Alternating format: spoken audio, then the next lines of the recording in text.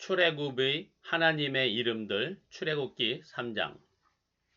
광야에서 모세가 하나님을 만나서 부름을 받았습니다.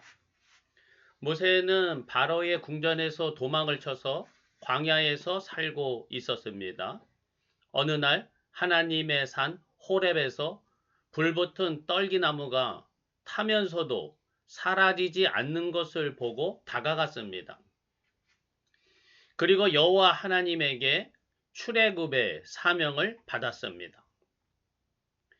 그러나 모세는 내가 누구라고 그런 큰 일을 하겠습니까? 대꾸했습니다. 모세는 바로의 궁전에서 살던 시절에 이스라엘 백성들을 위해서 뭔가 해보려고 했었죠. 그러나 이스라엘 동료들에게 거절당하고 광야로 도망 나와 있는 형편입니다. 그러니 어찌 다시 애굽으로 가서 이스라엘을 건져내는 사명을 감당할 수 있겠냐고 반문하는 것이죠.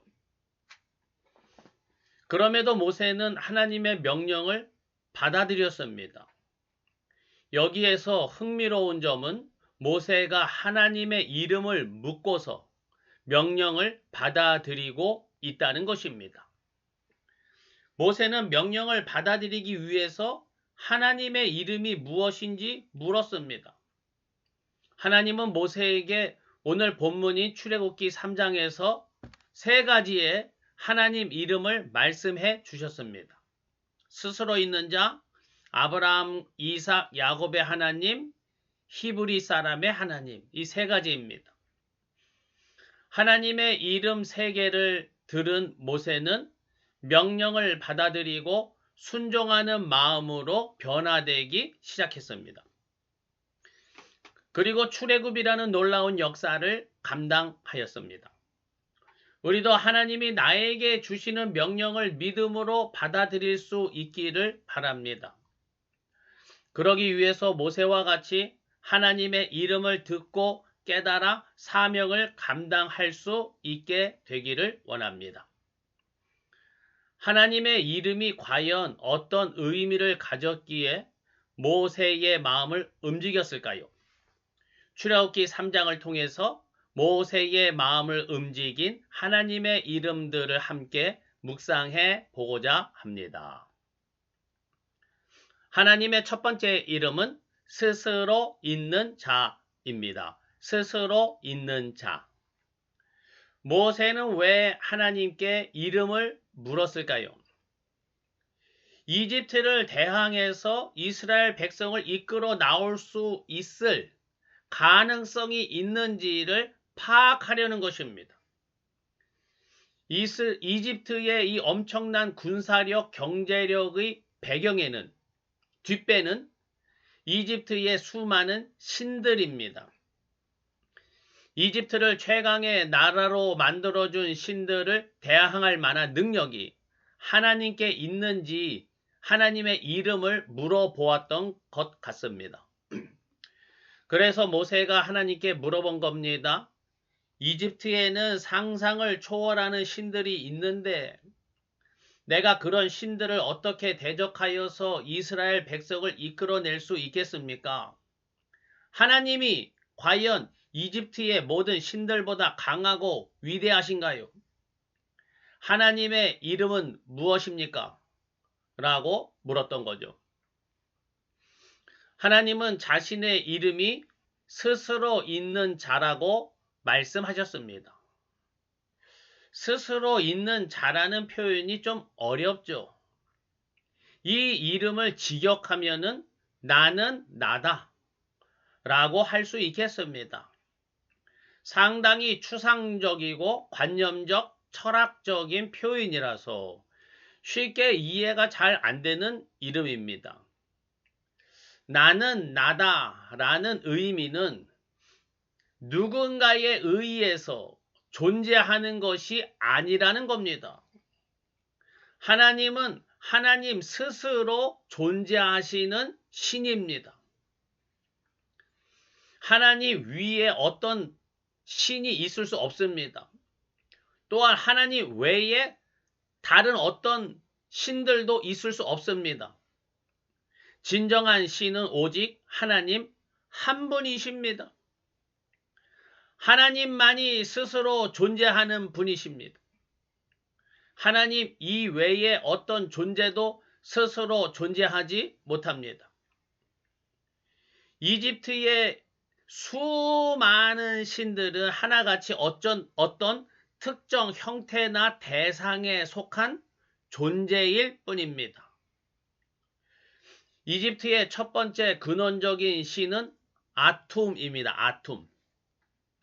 아툼은 스스로 존재하였다고 하지만은 태초의 원시적 혼돈에서 스스로 생겨났다고 합니다. 말하자면 완전한 없음으로부터의 존재함이 아니라 혼돈의 물 안에서부터의 존재함입니다. 반면에 하나님은 우주가 생기기 이전에 스스로 존재하셨습니다. 우주의 모든 혼돈과 물질은 하나님으로부터 나온 것들입니다. 그런 의미에서 진정한 신은 오직 하나님 한 분이십니다. 이집트의 가장 근본적인 신인 아툼조차 스스로 존재한 것이 아니라 하나님이 창조하신 피조물로부터 기인한 피조물일 뿐입니다. 보다 엄격하게 말하면 태양 신이나 달의 신, 비의 신 등이 있는 게 아닙니다. 그냥 하나님이 창조하신 태양이 있고 달이 있는 거죠. 또한 하나님이 세상을 주관하시는 비와 바람, 계절의 변화 등이 있을 뿐이지 그러한 자연 현상을 지배하는 우상이나 미신이 있는 것은 아닙니다. 마찬가지로 이러한 우상 미신이 주관하는 운수나 기륭이 있는 것도 아닙니다. 하나님의 뜻과 섭리가 있을 뿐입니다. 모든 우상, 미신, 귀신, 운수, 길흉 등은 마귀 사탄이 하나님을 대적하기 위하여 사람들을 유혹하는 수단일 뿐입니다. 오직 하나님만이 유일한 신이시고 세상의 모든 일들은 하나님의 뜻으로 이루어질 뿐입니다. 이것이 바로 스스로 있는 자라는 하나님 이름의 뜻입니다. 모세는 스스로 있는 자이신 하나님을 깨닫게 되었습니다. 그러자 이제 하나님의 명령을 받아들일 마음이 조금 생기기 시작하였습니다.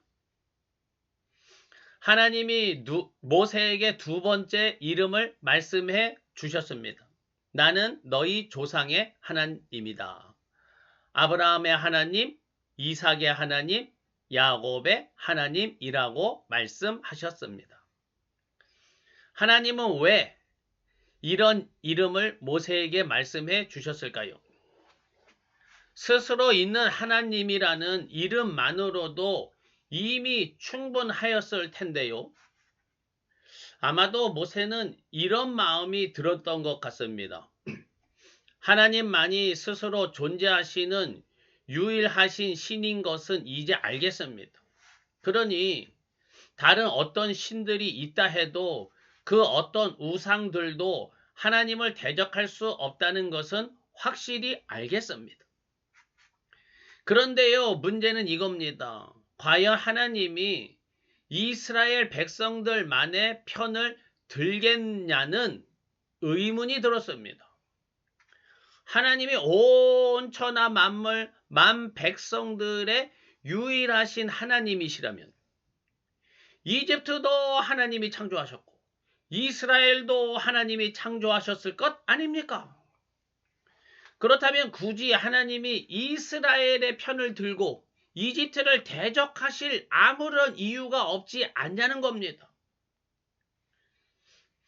하나님은 왜 이스라엘 민족을 더 편들어 주실까요? 가장 기본적인 이유는 모든 사람들이 하나님을 알지 못하기 때문입니다.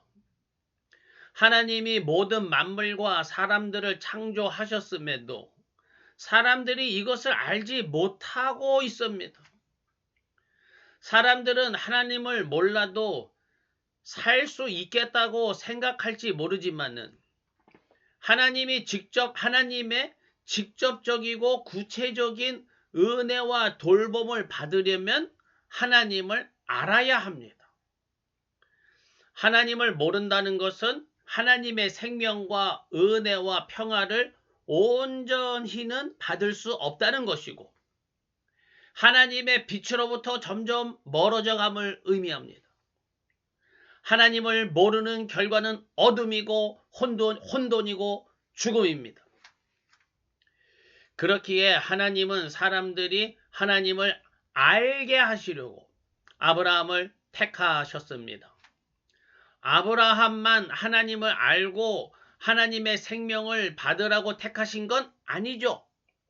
아브라함을 통하여 온 천하 만민에게 하나님을 알게 하시려고 아브라함을 먼저 택하신 것입니다. 그러나 아브라함 한 사람이 온 세계 만민에게 하나님을 보여주고 알게 해줄 수는 없죠. 능력의 한계가 있으니까요. 아브라함과 이삭과 야곱으로 이어지면서 한 사람 아브라함이 이제는 큰 민족을 이루게 하셨습니다. 그렇게 해서 온 천하 만민에게 하나님을 전파할 준비를 시켜주신 겁니다. 이스라엘 민족은 온 천하에 하나님을 증거할 핵심 부대인 것입니다. 이제 야곱의 후손 70명이 이집트에 온 지 400명이 지났습니다. 그리고 지금은 장정만, 남자 어른만 60만 명에 이르는 큰 민족을 이루었습니다. 그래서 이제 하나님은 이스라엘을 이집트에서 건져내어서 젖과 꿀이 흐르는 땅에 세우시려는 것이죠. 이를 통해서 본격적으로 온 천하에 하나님만이 유일하신 신이심을 전파하시려는 것입니다. 이제 모세는 깨달았습니다. 왜 이스라엘 민족을 하나님이 특별히 사랑하시고 건져 주시려는 것인지. 이스라엘을 이집트에서 종살이 하는 데서 건져내시려는 하나님의 크신 뜻을 깨달았습니다. 아브라함의 하나님, 이삭의 하나님, 야곱의 하나님 되심은 온 천하 만민을 위한 하나님의 크신 사랑의 시작임을 확인하였습니다. 그런데 왜 굳이 아브라함을 택하셨을까요? 여기에 의문이 들었습니다. 그것은 아브라함이 히브리인이기 때문에 택하셨습니다. 아브라함이 다른 어떤 사람보다 더 뛰어나거나 훌륭하기 때문에 택하신 것이 아닙니다. 아브라함이 히브리 사람이기 때문에 택하셨습니다. 하나님이 선택하시는 가장 기본적인 기준은 히브리인이냐였던 것이죠. 하나님은 모세에게 이집트 왕자에게 가서 히브리 사람의 하나님이 이스라엘 백성을 보내라고 하셨다. 전하라고 하셨습니다. 히브리 사람의 하나님이다. 이렇게 하였습니다. 히브리 사람, 히브리인의 의미는 이렇습니다. 히브리인은 하비루 또는 이브리라는 어원을 가지고 있습니다. 첫 번째, 하비루는 떠돌이, 무법자 또는 노예와 같은 소수 약자의 사람을 의미합니다.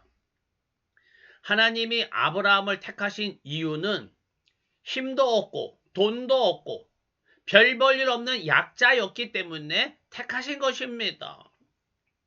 그런 의미에서 하나님은 히브리 사람의 하나님이십니다. 히브리인의 두 번째 어원은 이브리입니다. 이브리. 이브리란 강을 건너온 자를 의미합니다. 아브라함은 하나님의 부르심을 받기 전에 하란 땅에 있었죠. 하란 땅은 이스라엘에서 저 북쪽으로 한참 가면 있는데요. 이 하란에서 이스라엘 땅으로 내려오려면 유프라테스 강을 건너야 합니다. 당시 큰 강을 건넌다는 것은 전혀 다른 세계로 가는 것이죠. 바로 옆 나라로 가는 것이 아닙니다. 문화와 삶의 방식이 완전히 다른 지역으로 이주하는 것입니다. 그곳에는 아무런 삶의 터전이 없습니다. 아는 사람도 없습니다. 무슨 일을 당할는지 알 수가 없습니다. 아브라함은 외국인 이주자입니다. 이 땅에, 그 땅에 땅 한 평, 자기 소유가 없는 떠돌이입니다. 이러한 방랑자 떠돌이를 히브리 사람이라 하였던 거죠. 바로 아브라함이 떠돌이 방랑자 히브리 사람입니다. 하나님은 이런 떠돌이 아브라함을 택하시고 들어 쓰시겠다 선택하신 것입니다. 히브리 사람 아브라함에게 큰 강을 건너온 이곳에서 의지할 것은 오직 하나님밖에 없습니다. 그래서 하나님이 히브리 사람의 하나님이 되시려는 것입니다. 하나님만 의지하여 하나님의 뜻에 따라서 살 사람은 그나마 히브리 사람 떠돌이이니까요. 모세와 이스라엘 민족은 지금 나일강을 건너 이집트에서 종살이하는 히브리 노예일 뿐입니다. 그러나 스스로 있는 자이신 유일하신 하나님이 바로 이스라엘 민족의 하나님이십니다. 이제 이스라엘 민족은 하나님의 위대한 역사를 위해 본격적으로 쓰임받기 시작하는 위대한 순간에 있습니다. 모든 인생은 나그네입니다. 보잘것없고 의지할 것 없는 인생입니다. 그러나 유일하신 전능하신 하나님이 우리를 들어 쓰십니다. 우리를 택하신 전능하신 하나님께 귀하게 쓰임받는 성도님들 되시기를 간절히 축원합니다. 아멘.